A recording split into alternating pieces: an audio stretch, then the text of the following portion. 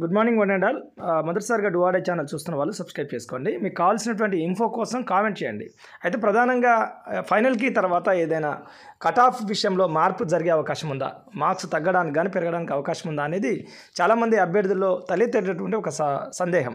అయితే పర్టికులర్గా చెప్పడం జరిగింది స్టార్టింగ్ నుంచి కూడా. వీడియోకు మనం ఏదైతే కట్ ఆఫ్ అనాలిసిస్ వీడియో చేసినామో అప్పుడు కూడా చెప్పడం జరిగింది. ఎప్పుడు కూడా అభ్యర్థి యొక్క మార్కులను ప్రామాణికంగా తీసుకొని నేను కట్ ఆఫ్ వీడియో ఎప్పుడు కూడా చేయలేదు. దగ్గర నేను చేసినటువంటి 15-20 వీడియోలు కూడా మ్యాథ్స్ వీడియోలు అన్నీ కూడా కరెక్ట్ అని.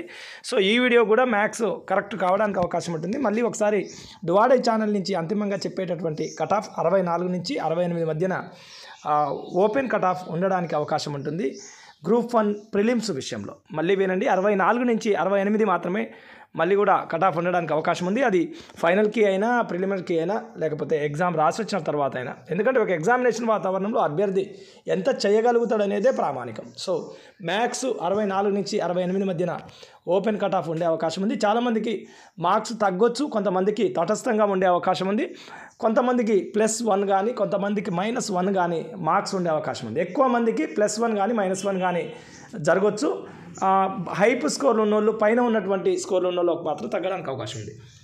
ఇక అధికారిక పత్రికగా భావించబడే నమస్తే తెలంగాణ పత్రిక, రాష్ట్ర ప్రభుత్వానికి అధికారికంగా భావించబడే నమస్తే తెలంగాణ పత్రికలో ఒక్కో జవాబుకు 1.034 మార్కింగ్ అన్నారు. కాబట్టి మ్యాథ్స్ మనం అనుకునేటటువంటి కట్ ఆఫ్కు 64 నుంచి 68 మనం ఏదైతే ఓపెన్ కట్ ఆఫ్ చెప్తున్నామో అప్పుడు 65.7 నుంచి 68.7 కట్ ఆఫ్కు రావడానికి అవకాశం ఉంటుంది. 69.7కి, ఎందుకంటే 1.7 మార్కింగ్ 5 ప్రశ్నలకు కలుపుకొని 1.7 మార్కింగ్ పెరగడానికి అవకాశం ఉంటుంది అందరికీ.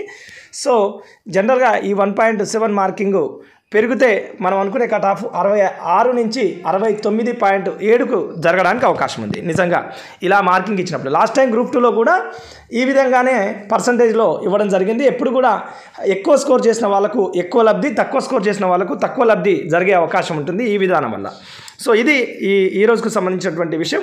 ఇక డిలేటెడ్ క్వశ్చన్స్ విషయంలో ప్రధానంగా ఏ డిలేటెడ్ అయినాయి, ఏ మల్టిపుల్ అయినాయి అనేది ఒక్కసారి చూసే ప్రయత్నం చేద్దాం. మొత్తానికి 5 డిలేటెడ్ క్వశ్చన్స్, 3టికి మల్టిపుల్ ఆన్సర్స్గా లేదా మార్చినటువంటి కీగా చెప్పుకోవచ్చు.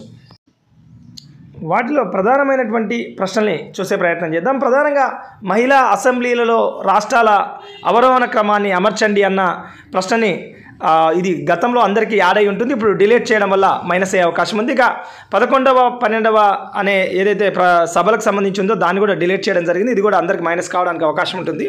వృత్తుల అంతర్గత విధానాలకు సంబంధించినటువంటిది, ఇది మ్యాథ్స్ ఎవరికి రైట్ కాకపోవచ్చు కానీ తటస్థంగా ఉండే అవకాశం ఉంది అందరికి కూడా.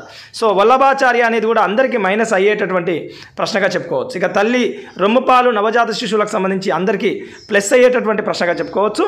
ఇక రవి అతని తండ్రి యొక్క సోదరి అని ఒకటి మెంటల్ ఎబిలిటీ క్వశ్చన్ కూడా కొంతమందికి కలవడానికి అవకాశం ఉంది. దాంతోపాటు ఒక కోడ్ భాషలో అనే రీజనింగ్ క్వశ్చన్ కూడా కొంతమందికి కలవడానికి అవకాశం ఉన్నటువంటి ప్రశ్న. ఇక అదేవిధంగా న్యూ ఎడ్యుకేషన్ పాలసీకి సంబంధించి కూడా చాలామందికి మైనస్ కావచ్చు, చాలామందికి ప్లస్ కూడా కావడానికి అవకాశం ఉన్నటువంటి ప్రశ్న. ఇలా మొత్తం 3 ప్రశ్నలు ప్లస్ 5 ప్రశ్నలు 8 ప్రశ్నల మార్పు అనేది కొంత ప్రభావితం చేసినట్టుగా చెప్పి ఇది ఈ రోజుకు సంబంధించినటువంటి డువాడే ఛానల్ ఇన్ఫో. మీకు విషయం ఏదైనా కావాలనిపిస్తే కామెంట్ చేయండి, వీడియో నచ్చితే లైక్ చేయండి. అదేవిధంగా ఇంకా మీరు సబ్స్క్రైబ్ చేసుకోకపోతే డెఫినెట్లీ సబ్స్క్రైబ్ చేసుకునే ప్రయత్నం చేయండి.